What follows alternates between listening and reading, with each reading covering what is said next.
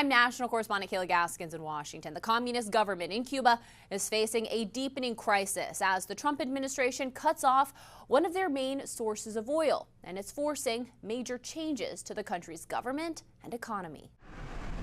The Cuban government in crisis, blackouts, food shortages, and a collapsing energy grid.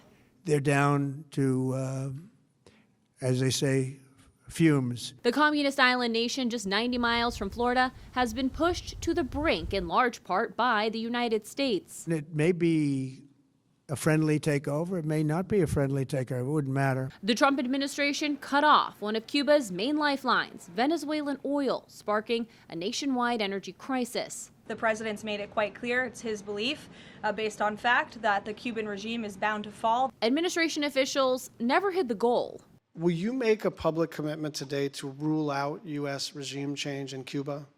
Regime change? Yes. Oh, no, I think we would love to see the regime there change. Secretary of State Marco Rubio, himself a Cuban American, is leading the administration's pressure push on Havana. He's been successful no matter where he's been. He also speaks the language, which is always nice and always helpful. For years, Cuba relied heavily on its close ally, Venezuela, for discounted oil. But when the U.S. removed Venezuelan dictator Nicolas Maduro from power earlier this year, that pipeline of cheap energy dried up, and the dominoes began to fall. Now, signs of unrest are emerging.